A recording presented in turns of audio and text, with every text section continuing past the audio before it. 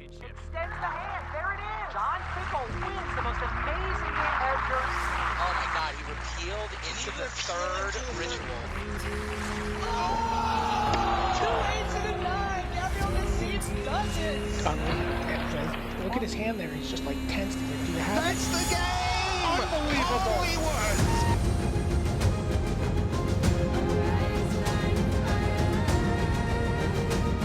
And at 19, Shahar Shenhar is king of the world. Double siege.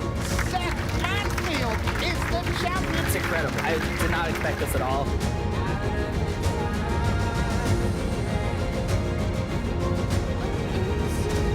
He finds a forest and that's it. Ryan Brown Doohan is your world champion. Congratulations to Jensen. I've been doing this for 20 years. It's been a lot of time and a lot of hard work.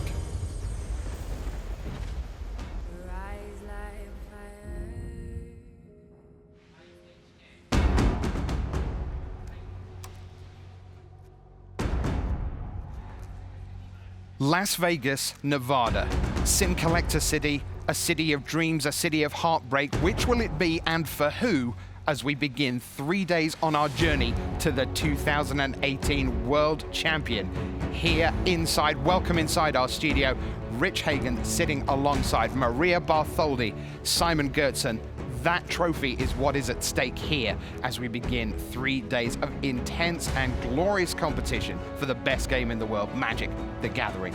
Welcome inside our studio. So much great content to bring you over the next 3 days. So, Maria, if there was one thing that you were hoping to see over the next 3 days, what would it be? I am looking forward to the Team Series Finals, Rich. Guilds of Ravnica Sealed played for the first time on the biggest stage in the world. I couldn't be more hyped. Yeah, the Guilds of Ravnica was so great to see those 12 players sitting down in this sort of testing chamber, the underground bunker, as it were, to watch them. And there'll be plenty more all about that over the next few days. That's on Sunday. Simon, how about you? Well, Rich, Worlds is my favorite event of them all because every feature match is just amazing players against each other, and this gives them the ability to really outmaneuver each other, out-prepare each other, outplay each other, and to witness this kind of level of excellence is the best thing for me. You've won a Pro Tour. How small are the margins? Because we already know, spoiler alert, that Standard and Dominaria Draft are very explored formats. So when somebody wins this tournament, when we look back, how will they have done it? Where are the edges? I think we're talking about 2-3 different cards in the main deck. We're talking about knowing the sideboard plan a little bit better, maybe putting yourself on the draw in a certain limited matchup. You know, it's the tiny edges, really. All right, well, Worlds is a tournament like no other, so why don't we walk you through what's coming your way over the next 3 wonderful days. It is the World Championship here from Las Vegas, Nevada, 2018. Day 1, that's today, Friday, September the 21st. So what are we going to kick off with? Answer. 3 rounds of Dominaria Draft, one of the most popular draft formats of all time. And then this afternoon, we head across to a world of Standard Constructed. What about day 2? Well, all our players get to come back on day 2. There's no cut. 3 more rounds of Dominaria Draft in the morning. Fresh set of boosters. We've been saving those up for them. And then 4 rounds of Standard Constructed, which will take us to our top 4. But they have to wait a bit on Sunday, the big finish to our World Championship coverage. Sunday, the 23rd of September. It's the Guilds of Ravnica Team Sealed to decide the Team Series Championship. And then we go to the individual title, the same standard decks they've been playing through the weekend. $102,000 to the winning team, $51,000 for runner-up, and then in the main event itself, the World Championship, $100,000 US goes to the winner, $50K for second, and even just for turning up, $2,500. And that is the shape of our World Championship here. Well, you've said it, Rich. We've got some of the best players in the world here in the building this weekend. I'm so excited, so let's meet some of them.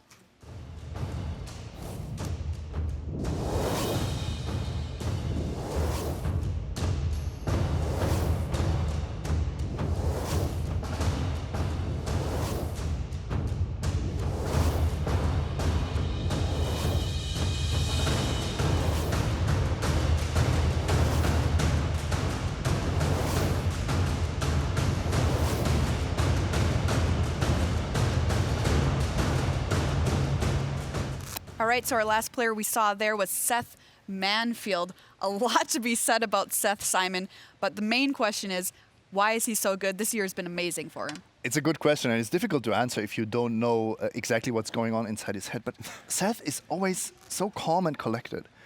It feels like almost when he sits down, he's immediately in the zone. And that's something that I don't see from a lot of players, that really just sitting down and ready to play Magic, being completely focused on what's going on. I think that's his biggest strength.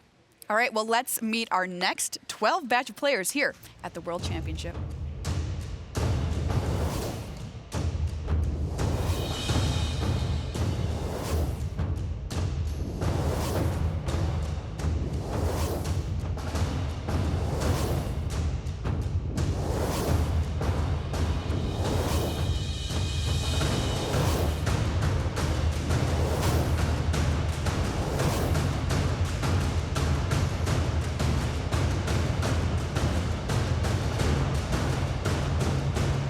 There you see him there, Javier Dominguez, our player we ended on there. He got second place last year. Simon, does he have a chance to win it all this year? He has a chance. He's really good at Constructed. He can play aggro decks, control decks, mid-range decks, really anything.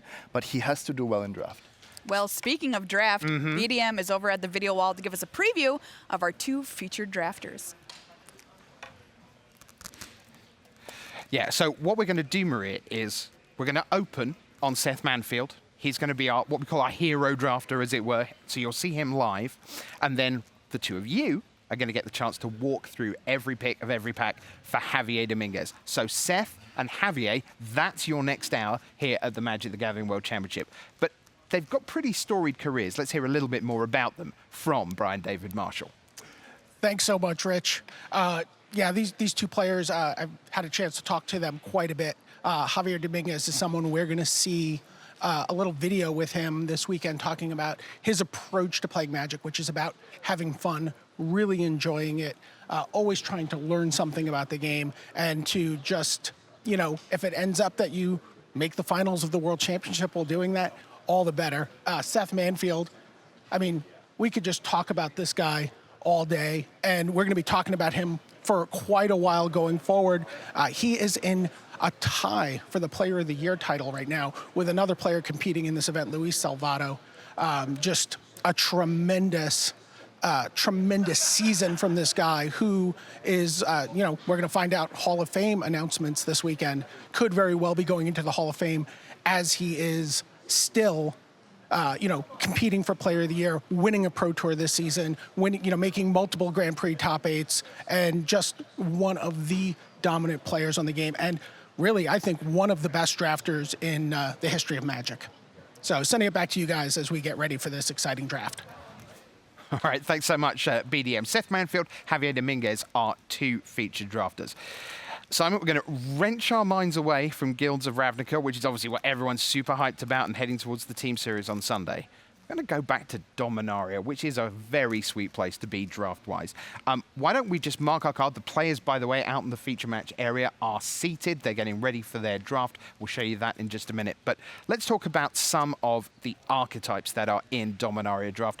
Why don't we kick off things with white-blue? And this is historic. Let's take a look for you. Historic Evasion, Simon. Yes, so in Dominaria, you have a lot of creatures that benefit, or just cards in general, that benefit from you having legendaries, artifacts, all the historic triggers that really make this deck work. And I want to highlight the Davenant Trapper, which doesn't look like much. It's just a 3-mana 3/2 common. But when you're facing this against blue-white, you know that you're not going to be blocking a whole lot. So it's either racing or being super defensive. How powerful is this archetype, Simon, versus if you can do something like build 4-color nonsense in Dominaria? It's powerful, but you have to be careful that the historic cards have to be open. You're not the only one that wants to benefit from artifacts and legendaries. All right, well, let's take a look at another Dominaria archetype, blue-black historic control. So this is still kind of a historic theme, but we're being a little bit slower about it. Yeah, I'm not the biggest fan of Artificial Assistant or Blood Shadow Candle, but the Eldest Reborn, that's where it's at. If you can get a few sagas and maybe even a way to bounce them or recur them from the graveyard, that's basically a single card that can win you the game. Okay, great stuff. Well, I can tell you that the players are gearing up. So why don't we take a look down on the floor and we'll walk you through the players who are going to be seated at our feature pod. Remember, 3 pods, players round the table, and you can only play within your group. So let's take a look down there at who we are going to see. And of course, we already know there is your overhead shot. That is the 8 players gearing up for the draft. And we're going to kick things off in the black shirt. There's Brian Brown doing.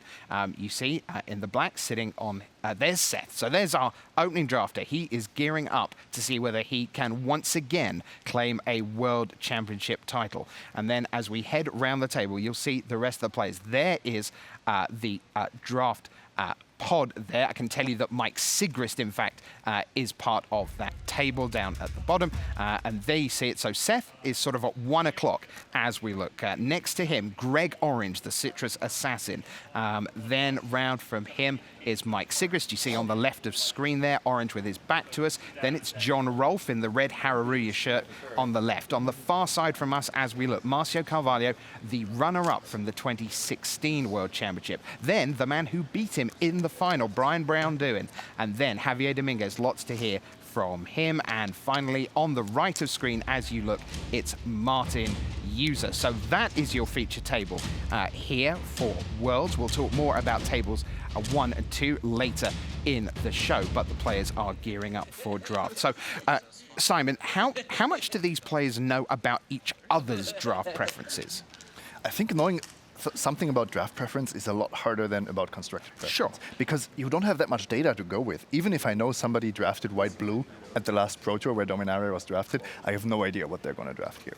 It was really fun. I saw a tweet from BBD this morning or last night, and he said, you know what, I'm playing against a lot of the absolute best players in the world, and I guess I'm here, so I'm going to need a lot of luck. Well, everyone needs a lot of luck if they're going to win the World Championship, but it is time to see where the cards fall. The players are ready. We are ready. Let's head down for the first draft of the Magic the Gathering World Championship for 2018.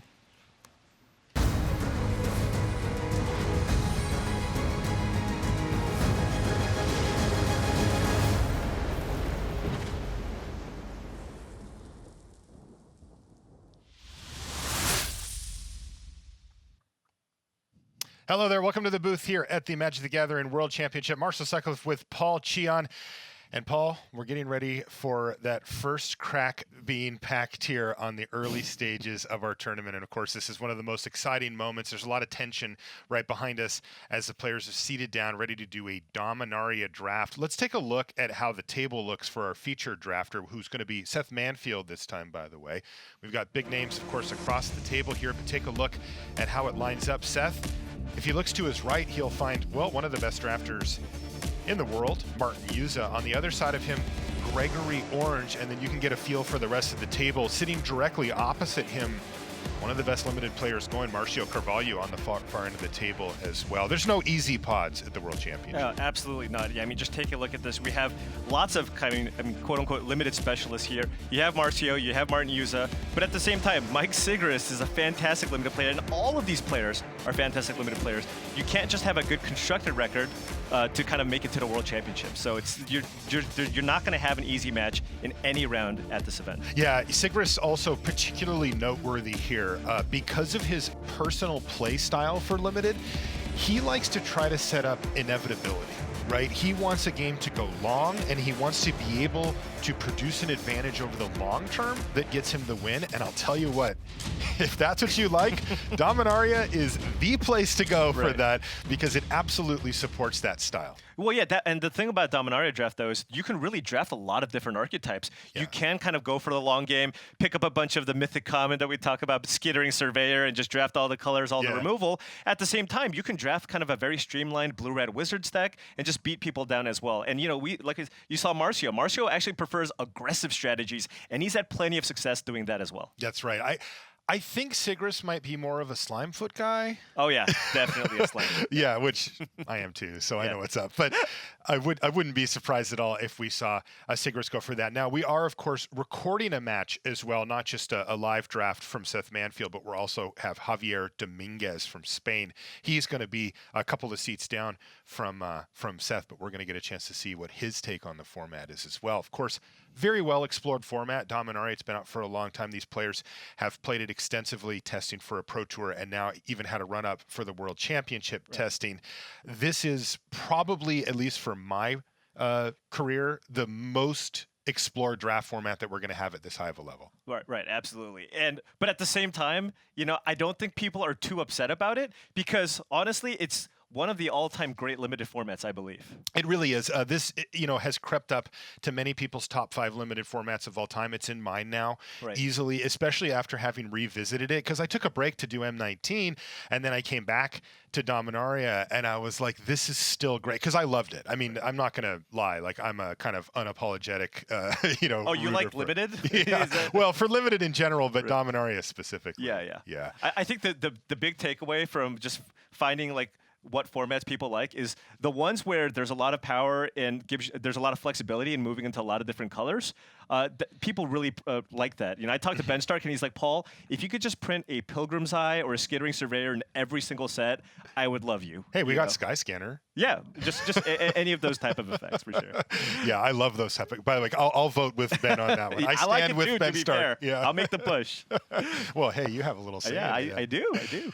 Take a look at the overhead shot of our draft, and these players having prepped for a long time here, and they're going to be starting up in just a few seconds here. So again, we're going to be starting things off with Seth Manfield, currently tied for Player of the Year. Take a look at Seth here. He is ready to battle. Yeah, just consistently one of the best players in the world over the last few years. I mean, this is, I believe, his 4th straight Worlds appearance, so. All right, here we go. Pack one, pick one for Seth Manfield at the World Championship. Sarah Angel. Oh, ooh, there's an this Adelies. is a big pick right away. Yeah, Sarah Angel's just okay in this format, still powerful, but somehow doesn't really fit into any of the archetypes in a great way. It's only raw power level that you get for Sarah. It is raw power level, but it does give you a little more flexibility, right? You're just taking a single colored card, whereas Adelies is one of those cards where, it is Blue-Red Wizards is considered one of the most powerful archetypes, and that is absolutely the card that you want in your deck. Take it. It definitely increases your win percentage by a significant margin. So is he going to take just the single-colored gigantic flyers, keep himself open, or just move into blue-red? Yeah, Seth knows what's up. Take Adelies. While I'm Chronicler. I'm trying to be like unbiased here and just kind of show like the flexible versus power pick, but I would have taken the Adelies as well. Yeah. All right. Well, you be the unbiased one, and I'll be over here. And you get to take all the sweet cards? Yeah. Is that how that works? Yeah, I like this. All I don't normally get to be in this seat, so. Looks like a Skizik is what he's got pulled up. Ooh, and also, Traxos. Traxos is actually really powerful. Wow, and a Goblin Barrage. What is this pack? This is a stacked pack here for Manfield. He actually has really great choices. He can take colorless to stay on color, or one of 2 very good red cards, which are also on color. Right, and the thing is, early on in the draft, taking a Traxos isn't, it's much stronger, right? Because you get to kind of sculpt your draft deck around being able to trigger the Traxos if you can pick up late voltaic servants and just go to town. At the same time, Goblin Barrage is just a very, very solid removal spell, and it's a spell that does trigger that Adelies. That's right. And it's also an important piece of the puzzle that you get enough spells. Blue-red, as we know, often cares about how many instants and sorceries you have, and while it's not necessarily the main theme, it is a sub-theme of casting them, triggering Adelies, and then cards like the Gitu Chronicler we saw earlier are also possible. Wow, Raph Capuchin, Ship's Mage here. Nothing else for him either. And okay. Yeah, I like that. He could have taken the Drake, but I like the going big here. Right. Could end up in some kind of Jeskai deck, or you could just, find a couple of Surveyors and just splash that Raph. Could also just pivot and go blue-white, potentially. Yeah, blue-white ends up being more of a historic style deck. Right. And there's a Sarah Disciple. That's a card that goes in there. Ooh, Gitu Lava Runner. How committed are you? Commitment check here. Do you just go full Wizards here? Do you just take the Gitu Lava? I mean, this pack isn't the strongest. I mean, the most powerful card of the pack is Halar the Fire Fletcher. He does have a Goblin Barrage, so he can just kind of try to keep his options open and try to figure out, read the signals and take what's the best card. And that's what he's going for. Seth has now taken 3 of the gold uncommon legends. We did talk about Where are you going, Seth? We talked about how powerful all of these gold cards are, and just trying to make sure you find the right archetype to be in is very, very important in this format. So he's just keeping himself open here. I do find it interesting, though, because I would rank them in the order that he's picked them. Like, Adeliz is probably the best of all of them. Yes, definitely. And Raf Capuchin is in tier 2, but still very good. Right. And Halar's like kind of tier 3, like maybe not the bottom but tier. If you're red-green, you're still very, very happy to have it in your deck. So. Definitely. And Keldon Raider, nice little flex pick here. Yeah. He can either put it in the red-green or the blue-red deck I here. like that. I haven't really seen a whole lot of white cards after the Raf Capuchin, so maybe he's... How about Gilded Lotus Ball? Just do them all. Yeah, that is an option. I think he's probably going to look to take one of the red cards out of this pack. I think it just gives him the most flexibility in terms of what he wants to do. He's got the Journey Mage, which could lock him a little bit more into the Blue-Red Wizards archetype. Yeah, I actually would have taken that Lava Runner out of that other pack. Even though I'm not the biggest fan of it, I do think Wizards is where you want to be in the format, if possible, and opening an Adeliz and taking it. Right. I would kind of try to take a stab at just moving in. Yeah, and I think, in the early phases of Dominaria Limited, Lava Runner was the type of card that you could expect to table. Easily. Because people weren't exactly like as high on the Wizards archetype as they are now. But, I mean, this format's been around a lot. Everybody knows Blue-Red is the place to be. You are not going to get a Lava Runner 10th pick anymore. Pick up the cards. You have 15 seconds. Oh, just kidding. Yes, there's the Lava Runner. Hey, this could be, I wouldn't call it a strong signal, but it could say, hey, nobody else has at least moved in hard on the Wizards archetype yet. I would take it. Yeah. I mean, Seth at this point is basically mono red with an Adeliz as his only blue card, and then I suppose a Raf Capuchin as well as the blue-white card. Is this the pack that he opened? Yes, it is. Okay, a lot of reasonable options here. Yeah, Run Amok and the Rampaging Cyclops are the 2 best options, given that they're in his primary color, but they're also 2 of the better cards in the pack. Yeah. And didn't quite see what he took there. I think he took the Syncopate, actually. Okay, hey, he wants to be Wizards. I like it. All right. And then now he has a couple of 2-drops, but there's also Fervent Strike and a Befuddle. Of course, the key here, card that he wouldn't expect to wheel, but that he would be looking for was that Gitu Chronicler that he opened. Right. Again, that card's good enough so that you don't expect it to come back. And there's the, hey, I'm playable, Tolarian Scholar. That's the Tolarian Scholar. That's like the, I just need to fill my deck up with Wizards. It is. And with cards like Adeliz, it works. It works. Just take a Homered Explorer here. Probably not going to make the cut. Yeah, of course, Tolarian Scholar also turning on cards like Academy Journey Mage, which is a card that he will certainly be looking for. It's one of the good Wizard payoffs. And of course, you also get some of the cost reduction effects of the uncommons, the Wizard's Bolt and the Wizard Counter. Yeah. One thing to keep in mind, though, here is that Seth did not table that Gitu Lava Runner that he had the option of taking at some point earlier in the draft. So this is rough. Just kind of looking through the draft, it did feel like red was a reasonable color to be in, but really just did not see a whole lot of blue. So, I mean, Seth is going to try his best to move into blue-red Wizards, but maybe he can just end up being kind of a mono-red splash blue deck for a few of the key Wizards. But he really didn't miss out on much. Yeah, But this is going to be a tough table, right? Like, that's the thing you have to keep in mind here. We're playing the World Championship. Everybody knows what's up. You're not going to just get handed some beautiful deck unless some weird confluence of events happens where, somebody takes something and changes and whatever. But generally speaking, you're going to have to scrap it out, and you're going to have to just do the best you can with the cards. Right, yeah. When you're drafting against the world's best, oftentimes after pack 5, you're just not going to see anything, right? Because, a lot of these pros know how to draft. They oftentimes, like you saw what Seth did, will take the most powerful card in each pack, stay flexible. So the good cards really just kind of dry out after the first few picks. Seth hoping to get paid off here, as he really did try his best to shut off all the wizards. I think the only reasonable wizard that he passed was the singular copy of that G2 Lava Runner. So yeah, I mean the other one he did pass a Chronicler, but he didn't have a choice there. You know, like you're going to take Adelies over that. Let's see what he gets here into this next pack.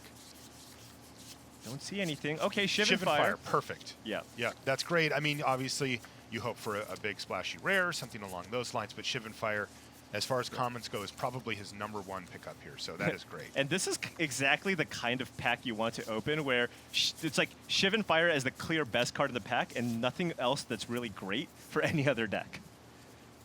You know, you have a couple of, you know, cards you'll be happy to play in your deck, but I don't even expect Seth to really table anything out of this pack. Maybe that Fervent Strike. Looks a little loose for him. Yeah. But Shivan Fire, A+. A+ as far as commons go. Of course, I'm only looking at that Deathbloom Thallid, but I only have eyes for that particular 3/2. God, I love that card, Paul. Deathbloom Thallid? Yeah, put it in the arena with Shivan Fire. Who wins that fight? Let's see what he's got here. Another G2. Oh, okay, interesting. So there's a Valduk here that he could take. Yeah, but I don't think there was a lot of historic payoff type cards that he had. That's true. And there's another G2 Journey Mage. Similar card to Valduk, same converted mana cost, same power and toughness. Right. One of them is a wizard that gives you a wizard payoff. Valduk certainly has a higher ceiling, but you do need to pick up a Jousting Lance or something along those lines. Right. Wow, and he's going for the upside pick here. He's taking the legendary creature. You know, the thing is, oftentimes, you just get an incidental card or two that definitely wants you to have legendary creatures. You know, what if he opens a Jaya's Immolating Inferno in the last pack, right? Having that extra, you know, copy of a legendary creature that's generally going to be a 3-mana 3/2 in your deck could pay off huge. There's a Wizard's Lightning. You mentioned that card, and that's a huge pickup here for Seth Manfield. That's going to be one of the best 3 cards in his deck, even by the end of this draft, most likely. And here he is picking it up 3rd, so he's happy with that. Yeah, Seth definitely getting rewarded for cutting off red in pack 1. Still not seeing a whole lot of blue, but, I mean, it doesn't matter if you're still just getting premium red cards. He's going to be like a mono red deck splashing blue. No, that's a great point, Paul, because let's not forget, Wizard's Lightning is optimal in the Wizard's deck, but any deck that can touch red will play a Wizard's. Right. 3 mana, 3 damage, instant speed removal spell is going to find a happy home in any deck. And of course, Seth is going to be paying a little discount on that pretty often. I saw blue gold legend. I was like, is that actually going to be the Adelies? It was Rona. Yeah. Yavimaya Sapherd. Yeah, and you know Seth what? Right, Seth is still at the point where, I mean, given that there's really no good red or blue cards in the pack, he might just take a speculative Sapherd here because he does have a few green cards. So, you know, just kind of keeping his options open because, again, Seth is mostly mono red with a couple of blue cards and a couple of green cards. And look, if he gets, you know, a couple of powerful green creatures late, he might opt to make the switch. Interesting that he's looking at Short Sword here, and, you know, we talked about that in relation to Valduk. That is the type of card that he can do. Not super powerful, not his weapon of choice, perhaps, but look. Yeah. You can get Valduk going. It is very powerful. Warcry Phoenix, fine card. It's a fine card. You know, there was a Spider and a Syncopate as well, but, you know, Seth's just opting for the slightly higher upside of having a Short Sword in your deck paired with that Valduk. But really just seeing almost no blue cards.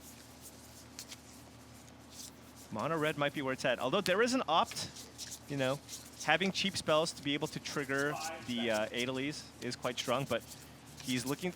Seth is currently still just taking a bunch of the red cards, and if you notice during the course of the draft, Seth has, I believe, 2 to 3 copies of Bloodstone Goblin, and he does have a few kicker spells. And if you're red-green, you really get paid off for being. Oh, and there's a G2 Chronicler, an additional kicker card, so he might actually look to pivot and end up being potentially a red-green kicker deck. I just got shivers when I saw that G2 Chronicler. Paul, by the way, the Bloodstone Goblin, a goblin to sacrifice off that Goblin Barrage. True, and the Short Sword too. Ooh, and the Short Sword, right. Yeah. Yeah, I actually got to see it kicked many times during Pro Tour Dominaria. John Finkel had multiple Goblin Barrages in his deck, and we got to see him kill multiple people by sacrificing his Icy Manipulator. Oh, yeah. So the kicker does happen. I do remember that. It was hard to watch, but I guess if you're winning the game, it's worth it. You got to do what you got to do. Ooh, looks like he is touching into green here. You don't get the vibe that he's fully committed, right? Like, he'd still rather have the Adelies with, like, the Syncopate and whatever else. Yeah, I thought he might have just taken that Warlord's Flame just to put a few extra spells in your graveyard, triggers the Adelies, and on top of that, it puts an extra spell in your graveyard for the Gitu Lava Runner. But by the way, I'm not sure if if it's going to make the cut, because it usually doesn't. But chat is reminding us that he's got Goblin War Chief as well, which is another throwable goblin. Siege Gang, maybe? Setting up for the Siege Gang? Oh, I like that. Okay, I like your thoughts now. Yeah, you got to dream big. That I'm interested in. You just got to believe that it's going to be there. I mean, what better time, right, than the World Championships?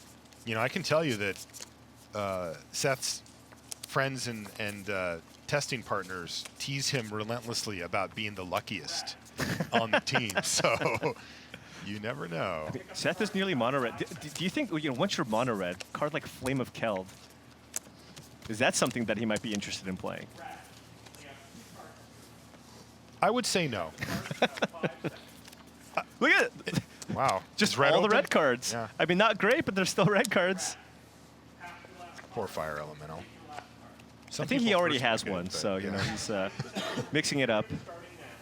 Oh, and he's got a Dandy Spear for his modern deck. Yeah, you know, Paul, it's interesting because optimally speaking, like my favorite place to be, probably in the whole world, is heavily into one color after pack 1 with like just a couple of feelers into a second color. Right. He's kind of like this going into pack 3 somehow. Right. Well, the thing is, you can't really blame him. The best card for the most part in every pack that he had was a red card. Yeah. And that makes sense given the fact that he did his best to cut off red in pack 1. So at this point, he is mono red, and he's still trying to figure out, am I going to be green? Am I going to be blue? And I think he's still undecided. It really will just come down to the power level of the green and blue cards that he sees in that last pack. Yeah, blue has felt really not open. Yeah, right? very dry. Yeah, extremely dry. Both directions, too. Right. Like, he just has not seen much as far as blue goes. And Seth is going to be thinking about that. He's like, well, I got a medium Yavimaya Sapherd that pack. You know, he got the Halar. That was the last of his gold cards in the pack 1 that he took. It doesn't feel like blue's there at all. Yeah. I mean, the only thing for sure that you could kind of determine from the draft was, yeah, red was the color to be in. But, yeah, I think, you know, Seth just doing the best that he can with the packs that he's been given. 10 seconds remaining in review.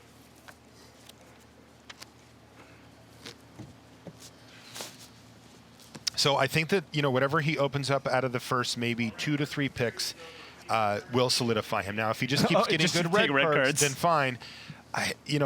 I don't know that you're super incentivized to play mono red or any mono color in this format. And most people will actually reach out even a bit further. You know what set's going to open in this last pack? Siege Gang? Goblin Chain Whirler. I don't think that's possible, Paul. Oh, wait, no, he can. I would like to see it. Let's see if he gets that Siege Gang, though. Ooh, it'll find its way into the pack. There it is. All right, let's go. Ooh, he was pointing. It kind of looked like a Siege Gang. Wow, he actually did open 2 very good cards, of which he has both a copy of each, a Shivan Fire and a Goblin This is Barrage. really interesting. You know, Seth has a good amount of goblins in his deck, so he will be able to use the kicker effect on that Goblin Barrage. Both spells are very strong. Shivan Fire is the more flexible card. It's just a better card in general. Yeah. Flexibility, you know, the ability to cast it for 1 is just so critical when your opponent's trying to kill you quickly. You know, they play a Sarah Disciple, and you're like, oh no, am I going to lose to this thing? And instead you just kill it. Where Goblin Barrage can be pretty slow. Yeah, it's certainly slower. It just gives you a little more reach sometimes if that's what you feel like your deck needs. But I do agree that the Shivan Fire is overall just a better card. I think so too. Yeah, no, the reach is very real. Like hitting your opponent for 4 is a big game. But he did take the Shivan Fire. Is that a Fire Fist Striker at the back? I think that. Well, so I saw a Tempest Djinn. Fire Fist Adept, excuse me. Yeah. Boy, this is tough. Like, that is exactly the payoff card for Wizards. Right. He does have some, but if he's not going to play blue, he loses Adelies and he loses the Tolarian Scholar and anything he could pick up after this. Wow, and he's got Gift of Growth here up at the front. What? Looks like he might just be looking to abandon.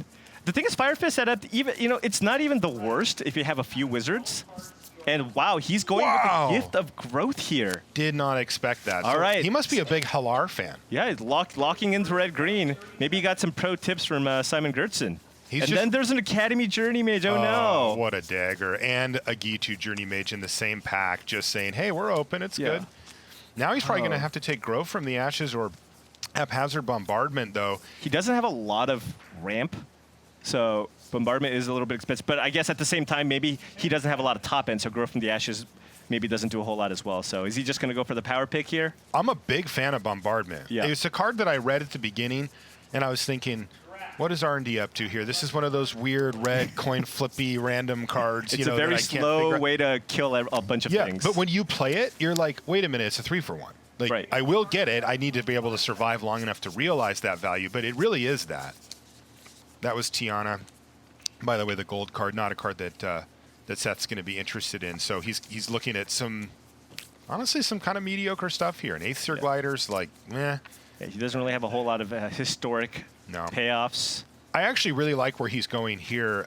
He can take a Krosan Druid, but I think he's going to take Broken Bond, as he currently doesn't have any way to deal with an artifact or enchantment, and that can be a big deal. Right. Nah, he's going to stay aggressive. So you could tell he was hemming and hawing between having a powerful sideboard option or just keeping very aggressive. He decided to stay aggressive. Yeah, I think he... Oh, there's another Valduck. He does have that Short Sword in his deck, and it doesn't look like there's a whole lot of other options here. So he might just go ahead and take it. He's not really short on 2, so he doesn't really need that Corrosive Ooze. Of course, you know, the drawback of Valduck being a legend, having multiple copies is not the best, especially for just a 3-mana 3/2 creature. Yeah. Yeah, I found with Valduck, you know, you can often just send it in for a trade, and people will usually take it because it's a scary card. Right, absolutely. Yeah, and Seth's plan here is just, you know, things didn't go perfectly for him, and I think he's just looking to curve out and beat down and punish all the kind of the slower decks. You know, Run Amok is a fine combat trick if you're just looking to curve out and play a bunch of creatures. So. Feels like that's the type of card that he wants. He doesn't have a whole lot of acceleration for something like a Thorn Elemental. And he is a little bit light on combat tricks. He has that Gift of Growth. He's got the Run Amok, and I think, was that an Arbor Armaments that he had? I don't know. But he won't play it. Right. Ooh, wow, that's a late Chronicler. Man, I'm just hurting. He's definitely taking that. You know, Pierce the Sky is certainly a strong sideboard card in the red-green deck, but Chronicler is just a premium creature to play in your deck. So it's so good in a deck like this where he has 2 Shivan Fire and a Goblin Barrage. Too. Right. I mean, he can and a just Wizard's go off. Lightning. Yeah. Oh my God. And a Wizard's Lightning. Are you kidding? Lay out 7 cards to your left. Getting back a Giant Growth, not quite as good, but you know. Right. You have 15 seconds. Though. You know, Run Amok can get a lot of damage, and there's another Journey Mage. You know, maybe he just runs all these Journey Mages anyway and just gets some triggers because he has enough random. It's possible. It doesn't look like a Lava Runner deck because he's not really playing the 1-mana cantrips to cycle through and get the spells in his yard. But that's a good point, Paul. Yeah. But Journey Mage is still a playable body, especially with combat tricks, and maybe he just runs it. And yeah, I mean, he's got a Wizard's Lightning. It's not great, but nothing for him here. Got to do what you got to do. I guess. Now there's a Fervent Strike for an additional combat trick. Oh, going with the D draft there. Yeah, I'm just going to go ahead and cut a card. Remember, we are playing in pod here, so Sergeant in Arms, I guess, is a card that would be a little annoying for me. I'm actually, you know, reasonably happy to get a Broken Bond late here. He has a couple of Chroniclers, so, you know, this is a very, very good sideboard option. You know, against some of the more, you know, you've got cards like Icy Manipulator and stuff that you want to deal with after sideboard. Oh, if it were me, I would have Windmills. I would have been like, seriously, like that is there are many cards that you can outright lose to in this format that are artifacts or enchantments. Yeah, I mean, keep in mind there was a Traxos in the draft that we saw. You are not going to want to face that thing down if somebody is triggering it every single turn. And we did see some. So there's that Sorcerer's Wand. I guess you could use that if you really want to on the Valduck and make some 3/1s, but he's just going to take the last few cards here. Looks like nobody cares about the Traxos because look at the last pick here, Voltaic Serpent. Somebody would have picked that up. Oh yeah, absolutely. You know, whoever has the Traxos should want that. It's a nice little combination there. So yeah, interesting draft. Heavy red for Seth Manfield. Right. Hemmed and hawed a little bit. You could tell he wanted to stick on the Adeliz plan, but ultimately it looks like he's going to be red-green with a Hellar and a bunch of kickers. Yeah, I mean, but just like even following the draft, I didn't even feel like green was especially open either, It right? was not. I mean, he just kind of took the gift of growth. There was a Hellar, but like that was it. I'm going to be honest. Red seemed to be the only very open color. Right. Right. And Like if I could, you know, sometimes it's fun to look back and go, well, where would you have been if you could have just known ahead of time? Right. I don't know. You know, just given how the last pack went, I think Seth would have been better off had he just stayed blue-red. Yeah. You know, taken a couple of those ops and, you know, those Journey Mages that he got. He had the Fire Fist Striker to the Adept. Like, I think he would have had a much stronger Wizard deck because just all those little synergies do add up. Whereas when you look at the red-green deck, it's kind of the same deck except without any of the synergies. That's right, yeah. And we did see that he had one of those things where like you're like, okay, fine, I'm going to take the gift of growth. Right. I'm just going to commit, and then it's like boom, boom, you know, Academy Journey, Journey Mages Mage, and those type of all the things Wizard coming in. payoff creatures that were uncommon. That's You just saw a lot of those cards. Even the Lava Runner that was quite late. So you know, a lot of those cards that generally just don't find its way into any other archetype. In the Wizard deck, they're highly desirable, highly coveted, and you know he just happened to see all those cards in the last pack. But at that point, I think in his mind, he already said, "I'm going to just be mono red / green and just beat down." And you know. That may end up costing him. That's right. So we'll see. A really interesting seat there for Seth Manfield. We're going to be watching Javier Dominguez draft as well as the players get ready to go. We will be back right after these messages.